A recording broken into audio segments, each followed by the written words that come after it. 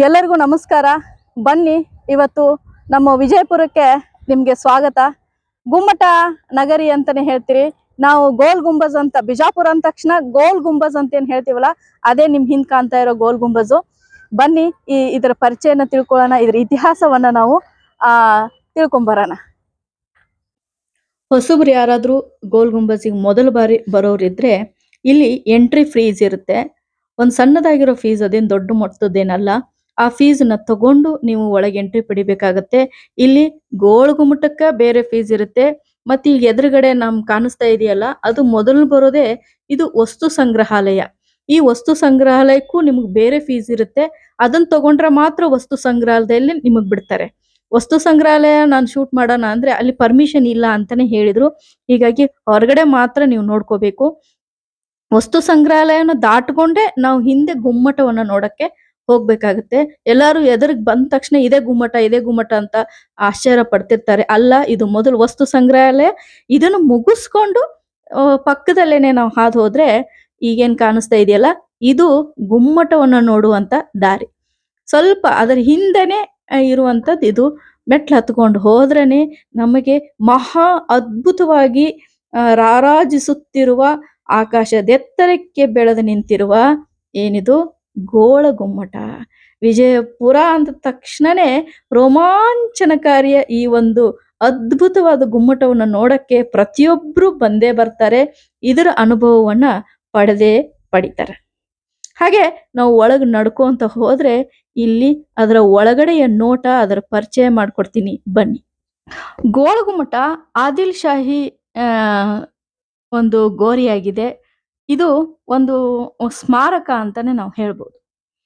ಇದು ನೆಲ ಅಂತಸ್ತಿನಲ್ಲಿರುವ ಅವರ ಗೋರಿಗಳಿದಾವೆ. ಇದರ ಒಂದು ನೆಲ ಅಂತಸ್ತಿನಲ್ಲಿ ಆದಿಲ್ ಶಾಹಿಯ ಗೋರಿಗಳದಾವು. ಪ್ರವೇಶ ದ್ವಾರವನ್ನು ನಾವು ಪ್ರವೇಶಿಸಿದಾಗ ಗೋರಿಗಳ ಒಂದು ಪ್ರತಿರೂಪನ ಅಲ್ಲಿ ಸೃಷ್ಟಿ ಮಾಡ್ಯಾರ. 1659ರಲ್ಲಿ ಪ್ರಸಿದ್ಧ ವಾಸ್ತುಶಿಲ್ಪಿಗಳಾದ ಯಾಕುತ್ ಮತ್ತು ಅವರ ಒಂದು ತಂಡ ಈ ಒಂದು ಗೋಳ ಗುಮ್ಮಟವನ್ನ ನಿರ್ಮಾಣ ಮಾಡೈತಿ. ಇದರ ಉದ್ದ ಮತ್ತು ಅಗಲ 50 ಮೀಟರ್, ಹೊರಗಡೆ ಎತ್ತರ 198 ಅಡಿ 198 ಅಡಿ ಮತ್ತು ಒಳಗಡೆಯ ಎತ್ತರ 175 ಅಡಿ ಇದೆ. ಇದರ ಇದು ಗೋಲಾಕಾರದ ಗುಂಬಜ ಇದೆಯಲ್ಲ, 39 ಮೀಟರ್ ಅಂದ್ರೆ 128 ಅಡಿ ವ್ಯಾಸ, ಅಂದ್ರೆ ವೃತ್ತಾಕಾರದ ವ್ಯಾಸವನ್ನ ಹೊಂದಿದೆ. ಅದರಂತೆ ಇದಕ್ಕೆ 7 ಅಂತಸ್ತುಗಳಿದಾವೆ. ಇದು ವಿಶ್ವದ 2ನೇ ಅತಿ ದೊಡ್ಡ ಮನುಷ್ಯ ನಿರ್ಮಿತ ಗುಂಬಜ ಅಂತ ಹೇಳಿ ಒಂದು ಪ್ರಸಿದ್ಧಿಯನ್ನ ಪಡೆದಿದೆ. ಹಾಗಾದ್ರೆ ಮೊದಲೇದು ಯಾವುದು ಅಂತ ನೀವು ಕೇಳ್ಬೋದು. ಇಟಲಿಯ ರೋಮ್ ನಗರದ ಬೆಸಿಲಿಕಾ ಚರ್ಚ್ ಅನ್ನೋದಿದೆಯಲ್ಲ, ಇದು ವಿಶ್ವದ ಅತಿ ದೊಡ್ಡ ಮನುಷ್ಯ ನಿರ್ಮಿತ ಗುಂಬಜ ಅಂತ ಹೇಳಿ ಪ್ರಸಿದ್ಧಿಯನ್ನ ಪಡೆದೈತಿ. ಈ ಗೋಳ ಗುಂಬಜ್ನ ತಳಹದಿ, ಈ ತಳಪಾಯ ಅಂತೀವಲ್ಲ, 205 ಅಡಿ ಚೌಕಾಕಾರದಲ್ಲಿ ಐತಿ. ಇದರ ಸುತ್ತಲೂ ಇರುವ ಗೋಡೆಗಳು 198 ಅಡಿ ಎತ್ತರ ಆಗ್ಯಾವ. ಈ ಗೋಡೆಗಳ ಮೇಲೆ ಗುಂಬಜವು ಕಣ್ಣಿಗೆ ಕಾಣುವ ಯಾವುದೇ ಆಸರಣಿ ಇಲ್ಲದೇನೆ ನಿಂತೈತಿ. ಗೋಡೆಗಳಿಂದ ಸುತ್ತುವರಿಯಲ್ಪಟ್ಟೈತಿ. ಆದ್ರೆ ಈ ಕಟ್ಟಡಕ್ಕೆ ಯಾವುದೇ ಕಲಂಗಳಿಲ್ಲದೆ ಇರೋದೇ ಒಂದು ವಿಶೇಷ. ಆಮೇಲೆ ಈ ಗುಂಬಜ ಕೆಳಗಿರುವಂತ ವಿಶಾಲವಾದ ಹಾಲದ ವಿಸ್ತೀರ್ಣ 18,33,767 ಚದುರ ಅಡಿಗಳು ಅಂತ ಹೇಳ್ಬೋದು. ಗೋಲ್ ಗುಂಬಜು ಜಗತ್ತಿನಲ್ಲಿರುವ ಅತ್ಯಂತ ದೊಡ್ಡ ಸಿಂಗಲ್ ಚೇಂಬರ್ ಸ್ಟ್ರಕ್ಚರ್ಗಳಲ್ಲಿ ಒಂದು ಅಂತ ಹೇಳ್ತಾರೆ. ಇಲ್ಲಿರುವ ಗೋಡೆಗಳಲ್ಲಿ ಪ್ರತಿಯೊಂದರಲ್ಲಿಯೂ 3 ಕಮಾನುಗಳನ್ನ ರಚಿಸಲಾಗಿದೆ. ಗೋಲ್ ಗುಂಬಜ್ ಮಧ್ಯದಲ್ಲಿರುವಂತ ಗೋಳಾಕೃತಿಯ ಶಿಖರ ಯಾವುದೇ ಕಂಬ ಅಥವಾ ಯಾವುದೇ ರಚನೆಯನ್ನೇ ಆಧಾರವಾಗಿ ನಿಂತಿಲ್ಲ. ರೋಮ್ ನಗರದಲ್ಲಿರುವಂತ ಸೈಂಟ್ ಪೀಟರ್ ಬೆಸಿಲಿಕಾ ಡೋಮ್ ಅನ್ನ ಹೊರತುಪಡಿಸಿದ್ರೆ ಇದು ಪ್ರಪಂಚದಲ್ಲಿಯೇ ಅತ್ಯಂತ ದೊಡ್ಡದು ಅಂತಾನೆ ಹೇಳ್ಬೋದು. ಇದು ಪಿಸುಮಾತಿನ ಗ್ಯಾಲರಿ ಅಂತಾನೆ ಹೇಳಿ ಪ್ರಸಿದ್ಧಿಯನ್ನ ಪಡೆದಿದೆ. ಅಂದ್ರೆ ಗೋಳ ಗುಮ್ಮಟ ಪ್ರಸಿದ್ಧಿಯಾಗಿದ್ದು ತನ್ನ ಪ್ರತಿಧ್ವನಿಗೆ.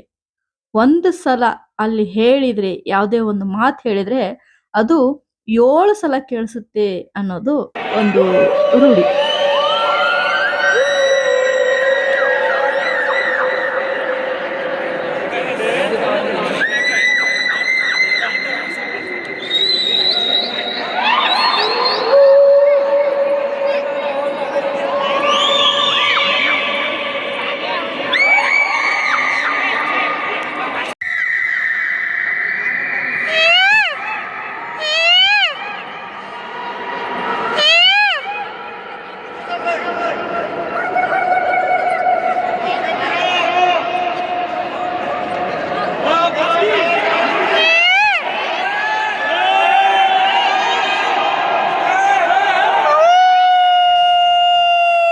ಒಂದು ರೀತಿಯಲ್ಲಿ ನಾವು ಈಗ ಮೊಬೈಲಲ್ಲಿ ಎಲ್ಲೋ ರೂಮಲ್ಲಿ ಕೂತ್ಕೊಂಡು ಮಾತಾಡೋದು ಇನ್ನೊಂದು ಎಲ್ಲೋ ಮನೆಯಲ್ಲಿ ಕೂತ್ಕೊಂಡು ಕೇಳಿಸ್ಕೊತೀವಲ್ಲ, ಆ ಥರದ ಒಂದು ಟೆಕ್ನಾಲಜಿನ ಈ ಗೋಳಗುಮ್ಮಟದಲ್ಲಿ ಪ್ರಯೋಗ ಆಗತ್ತಾ ಅಂತ ಹೇಳ್ಬೋದು.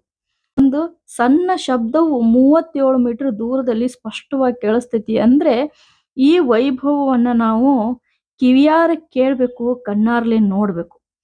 ಆಗ್ಲೇ ನಮಗೆ ಒಂದು ಅದ್ಭುತವಾದ ಅನುಭವ ಆಗುತ್ತೆ ಅಂತ ಹೇಳ್ಬೋದು.